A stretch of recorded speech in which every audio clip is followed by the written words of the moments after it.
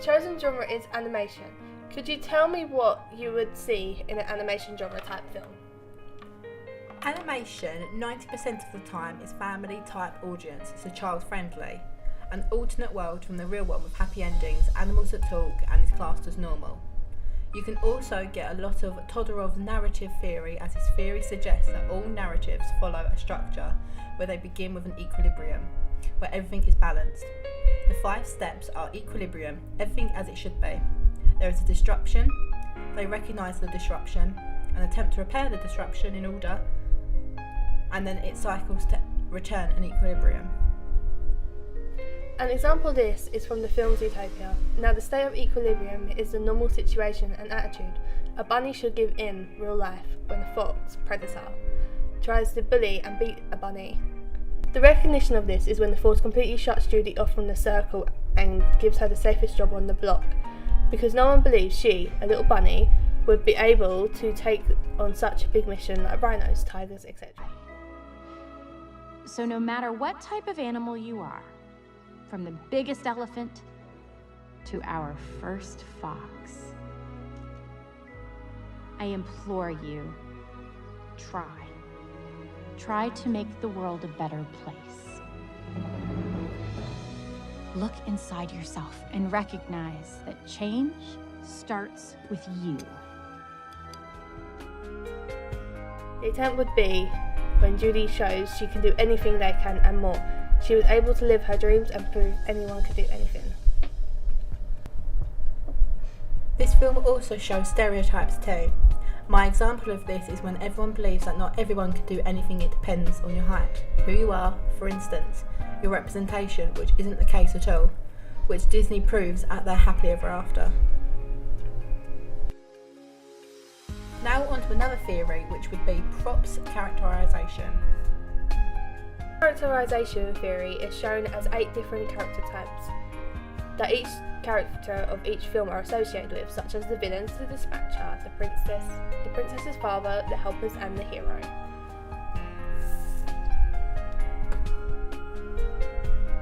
The example of this theory is from Ratatouille, another Disney film. You can pick easily who the hero and villain are straight away.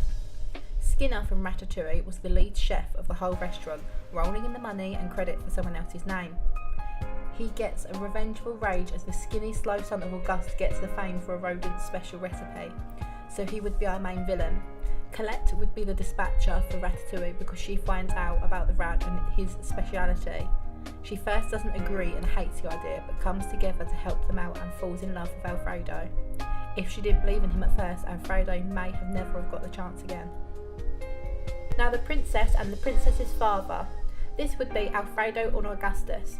Alfredo is classed as the princess in this situation, as it's Remy that saves the day, after destroying his rat home and leaving home, but by the end he saves the day and lots of jobs. It is Auguste who was a friendly chef, and also Alfredo's father, which was found out later in the film. He is the princess's father because he was the one who helped Alfredo get further into his job simply by writing the restaurant in his name, which also helped Remy do his thing because Alfredo was essentially his puppet in the kitchen. The helper would also be Alfredo, all for the same reasons for being the hero, sidekick, which would be Remy for multiple reasons. His rat economy saves the restaurant and gives lots of perspectives of humans versus rodents. Lastly, let's go over themes and messages with the movie Beauty and the Beast as our example. Beauty and the Beast fits in with being in a love conquers all theme. Also, all Disney films involve death and good versus evil themes as well as their main priority theme. Disney is known for their happily ever after endings.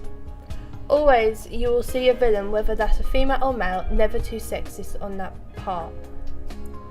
But the point is, never will you see any Disney film without a hero and villain saving the day and ruining the world. Beauty and the Beast shows all these films with a mixture of different characters, for instance. Love Conquers All is Belle and the Beast, aka Prince Adam.